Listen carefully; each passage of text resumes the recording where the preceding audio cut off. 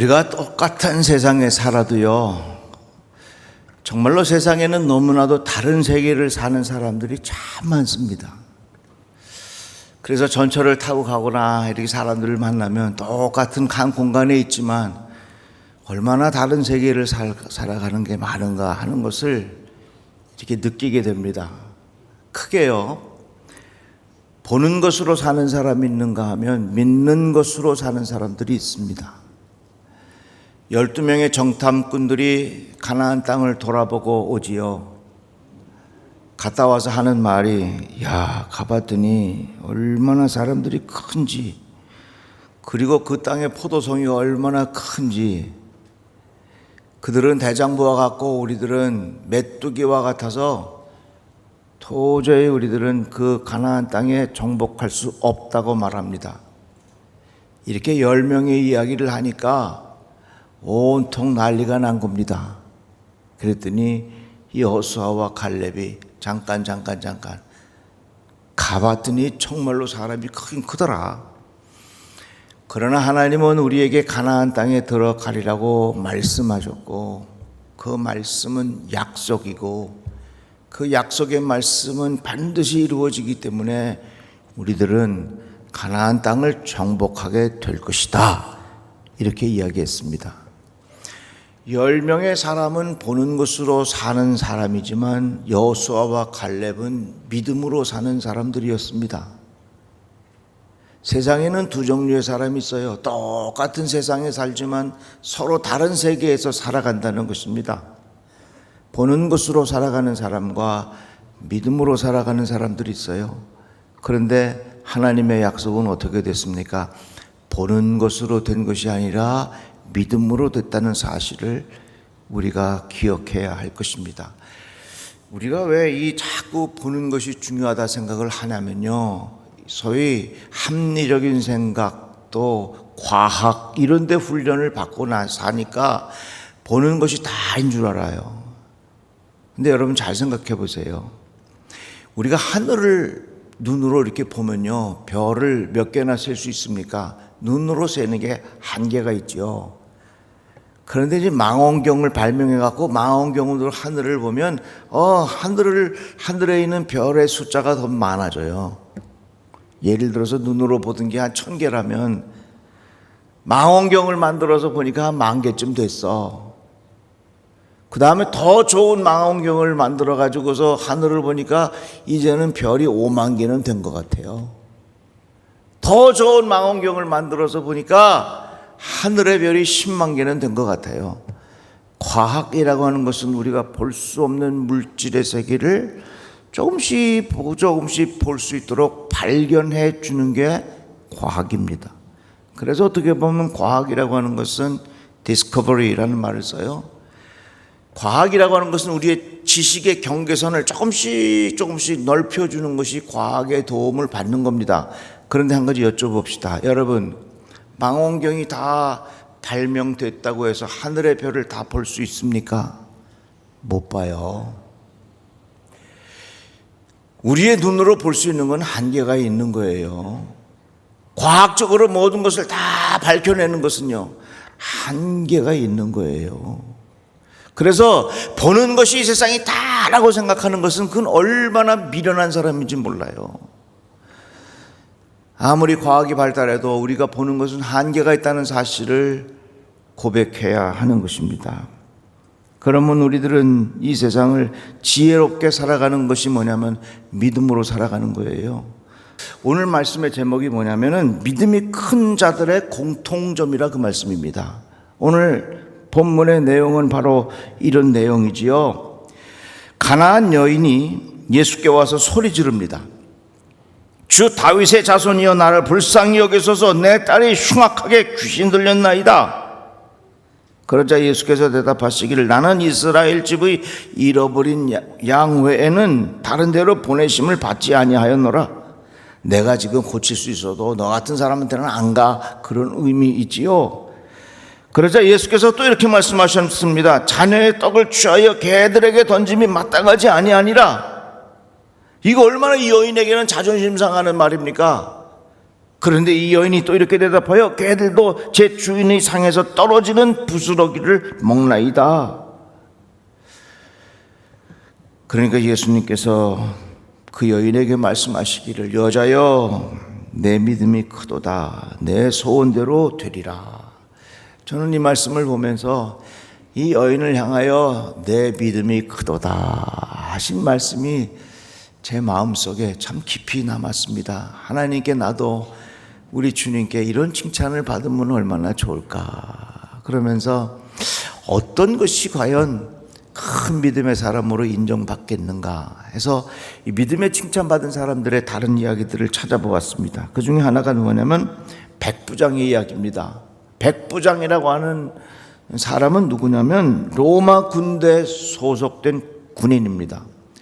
100명의 군사들을 지휘하는 장교이지요. 그런데 이 백부장의 하인이 병들어서 죽게 됩니다. 예수님을 찾아가서 고쳐달라고 요청을 합니다. 그러니까 예수께서 집으로 가시겠다고 말씀하시지요.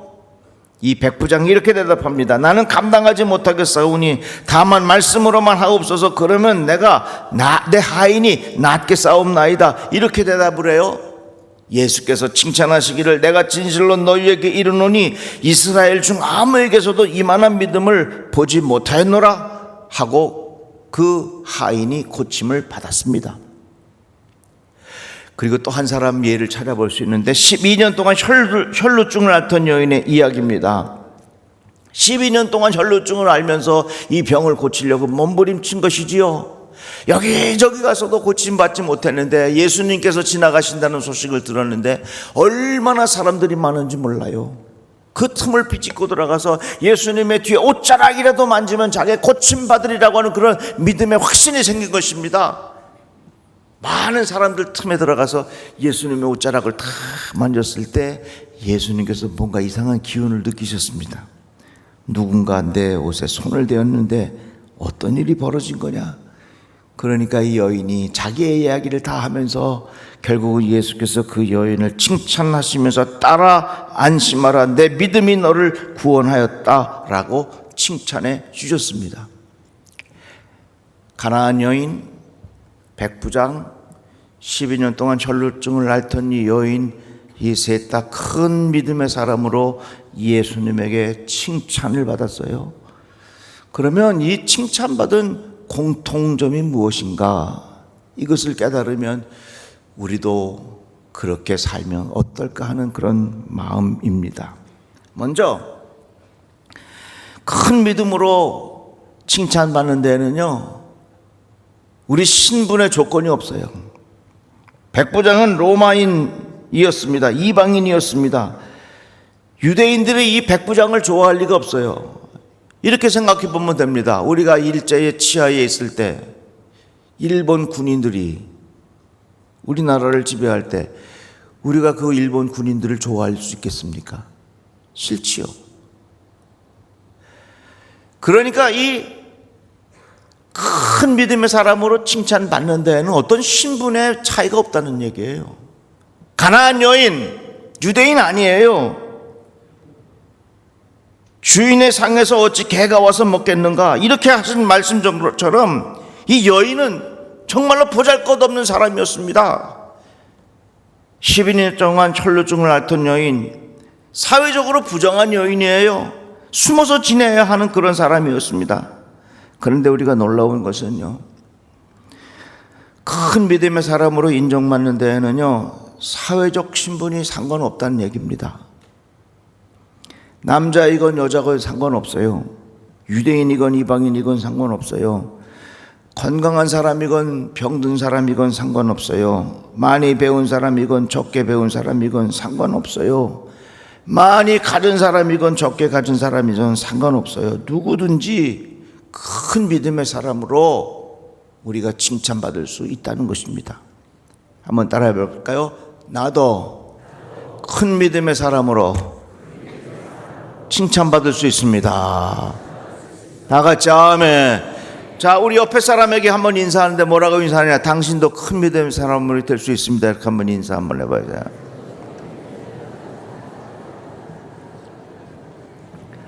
나도 큰 믿음의 믿음의 사람으로 인정받을 수 있는 거예요.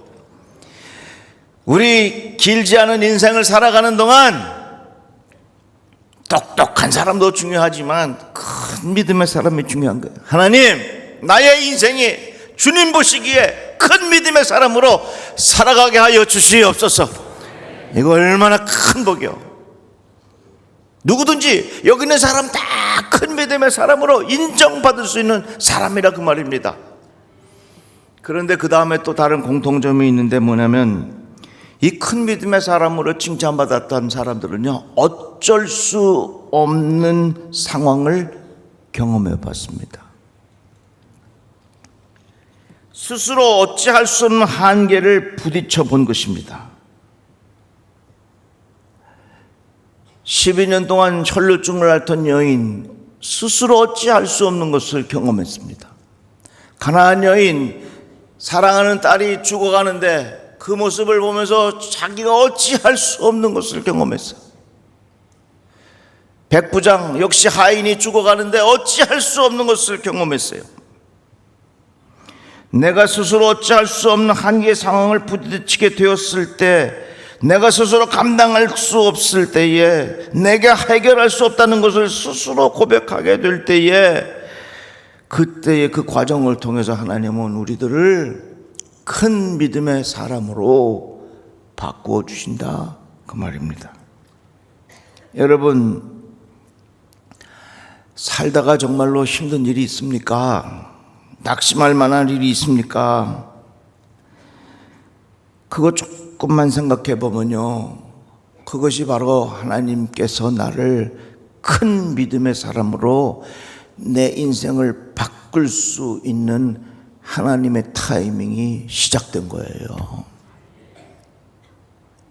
그러니까 내가 어찌할 수 없을 때 죽었다 생각하지 마시고, 내가 어찌할 수 없을 바로 그때에 하나님께서 내 인생을 변화시키시고 내 인생을 큰 믿음의 사람으로 바꿀 수 있는 하나님의 타이밍이 시작됐다 생각하십시오. 탕자가 자기가 할 수 있는 것 마음대로 누리다가 돼지우리에 들어갔어요. 자기 스스로 어찌할 수 없는 것을 경험했을 때에 그가 아버지 집으로 돌아가서 결국은 큰 믿음의 사람으로 달라지는 것입니다.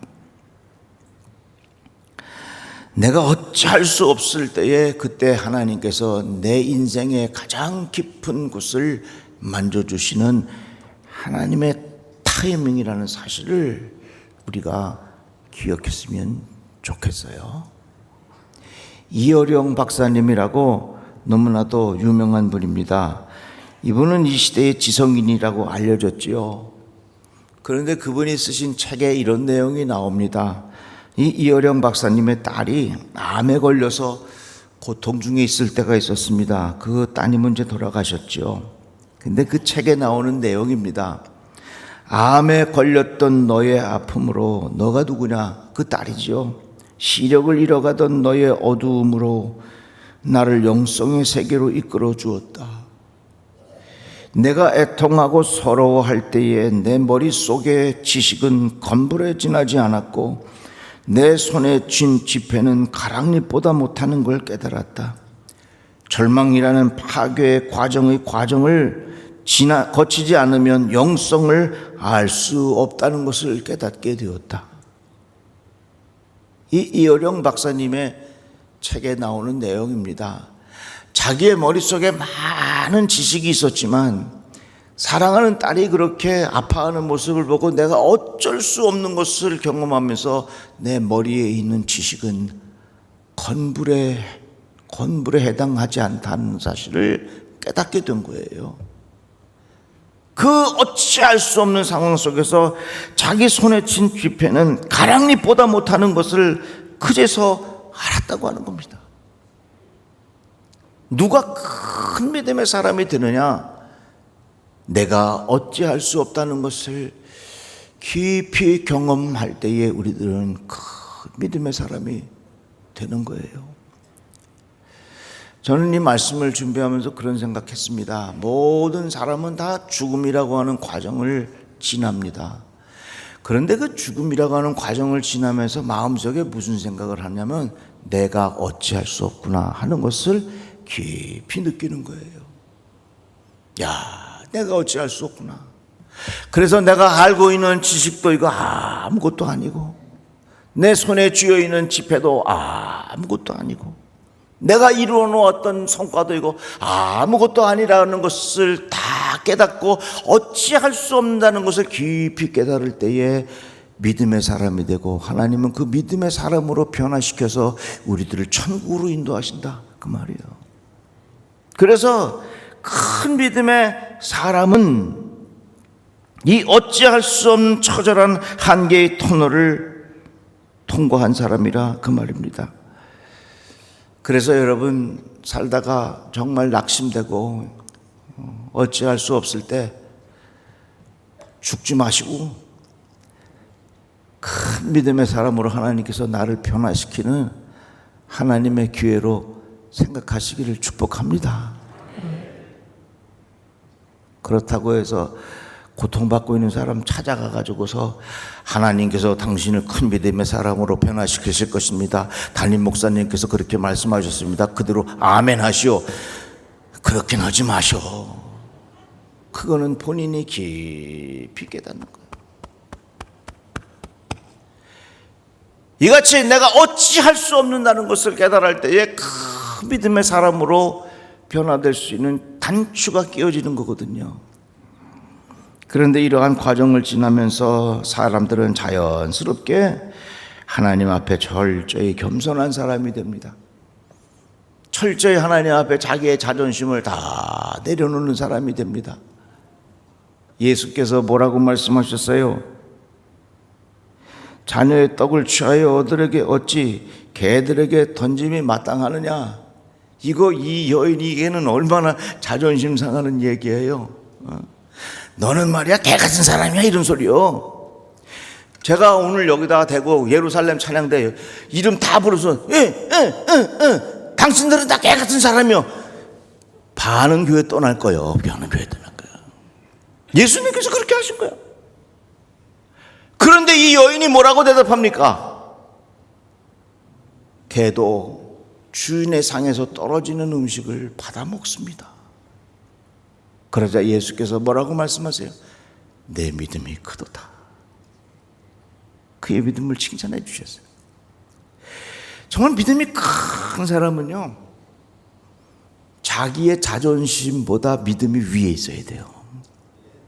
반대로 자기 자존심이 그 위에 있는 사람은요, 믿음이 작은 사람이야. 이렇게 성도들 이렇게 보면요, 가끔 신앙생활 하다가 자기 조금이라도 기분 나쁘게 했다고 나 교회 안 나와 그랬죠. 어느 목사님이 집사님 집에 신방을 갔는데, 요즘에 집에 강아지들이 많잖아요. 아이스크림 이렇게 주는데 목사님이 아이스크림 떠서 먹으려고 이렇게 하는데, 그 강아지가 와갖고 목사님 떠먹는 아이스크림 혀를 확 핥아버린 거야. 그게 목사님이 그 강아지를 놓고 톡 쳤어. 아따, 그거 시험 받아갖고 우리 목사님이 우리 집에 오셔서 강아지 때렸다고 교회 안 나간다고 그러죠. 그 이야기를 듣고 목사님이 시험을 받았어. 여러분 보세요. 믿음이 큰 사람은요, 자기 자존심보다 믿음이 위에 있어야 돼요. 자존심 밑에 자기의 믿음이 있으면 이거 믿음 큰 사람은 아니에요. 성도들 중에 신앙생활 하면서 자기 자존심 조금만 상하는 일 있으면 뭐 교회를 나오느니 안 나오느니, 예수를 믿느니 안 믿느니, 교회가 여기밖에 없느니 그러느니 하면서 그런 소리 하는 사람들 많아요. 믿음이 큰 자는요, 자기의 자존심 위에 있어요.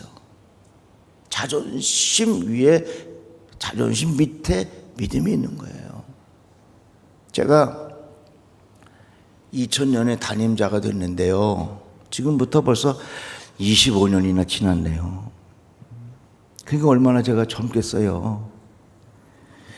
그런데 이제 주일이면 여러 이제 장로님들이 결제 서류가 있으면 결제 서류에 해가지고서 담임 제 방에 결제를 받으러 오세요. 생각해 보세요. 젊은 담임 목사가 앉아 있고 연세 드신 장로님이 결제판을 딱 들고 제 방을 들어오실 때 때로는 그게 얼마나 자존심도 상할 수 있지 않겠습니까? 결제판을 만들어서 준비해 올 때까지 얼마나 많은 생각을 하고 거기에 심혈을 기울여서 결제 서류를 저에게 내놓겠습니까? 그런데 한 번은 제가 결제를 쭉 보는 중에 이거는 지금 하면 안 되겠다는 생각이 들었어요. 이건 조금 나중에 하면 좋겠다 생각했습니다. 그래서 장로님에게 장로님, 요 건은 조금 지금 할 게 아니라 조금 더 나중에 하는 게 좋겠습니다. 그러니까 장로님이 이 기한을 가지고 결제를 받으러 왔는데 담임 목사에게 거절을 당한 거지요. 그러니까 장로님 보시기엔 스스로 생각하기에는 연세도 드셨겠다. 담임자는 젊은데 그 얼마나 속으로는 자존심 상하는 일이요. 근데 그 장로님 뭐라 그러신 줄 아세요? 목사님이 그렇게 생각하시면 제가 그렇게 하겠습니다. 걱정하지 마세요. 마음 절대로 무겁게 생각하지 마시고 저는 괜찮으니까 목사님 나중에 기회 되면 그때 또 불러서 그때 저에게 다시 말씀해 주세요. 그러시면서 그 장로님이 결제판을 거절당해서 덮고 그 나가시는 뒷모습이 아직도 제 마음에 생생해요. 제가 방에 들어가서 얼마나 울었나 몰라요. 너무 고마워서. 그런데 그 장로님 지금 은퇴하셔서 지금 이 자리에 계세요. 제가 얼마나 감사하겠어요. 때로는 우리들이 신앙생활하면서 내 믿음보다 내 자존심을 위에 두면 이게 큰 믿음으로 살아가는데 제한이 된단 말이에요. 그러나 믿음 밑에 내 자존심을 두고 그런 마음의 태도를 가지고 살아가는 것이 큰 믿음의 사람이라 그 말입니다. 여기 하인도 그렇고 이 백부장도 그렇고 가나안 여인도 그렇고 12년 동안 철로증을 앓던 여인들도 다 그런 믿음의 공통점이 있다는 사실을 우리가 기억해야 해요. 또 한 가지를 더 덧붙이자면 믿음의 큰 자는요 끈기가 있어요. 쉽게 물러서지 않아요. 마가복음 2장에 보면 그런 말씀 나오지요. 친구가 중풍병에 걸렸습니다. 그랬더니 4명의 친구들이 들것에 실어갖고 예수님 앞에 왔어요. 사람들이 가득 모여 있으니까 앞에 보낼 수 없으니까 지붕에 구멍을 뚫어갖고 줄로 매달아서 예수님 발 앞에 뚝 내려놓았습니다. 예수께서 뭐라고 말씀하십니까? 저희들의 믿음을 보시고 고쳐주신 거예요. 큰 믿음의 사람은요 쉽게 포기하잖아요. 끈기를 가지고 한결같은 마음으로 믿고 살아가는 겁니다. 제가 목회하면서 정말 가장 고마운 사람은요 반짝반짝하는 사람이 아니라 한결같은 사람이 제일 고맙습니다. 한결같이 기도의 자리 지키고 한결같이 충성하고 한결같은 마음으로 충성하는 그 모습이 얼마나 감사한지 모르겠어요.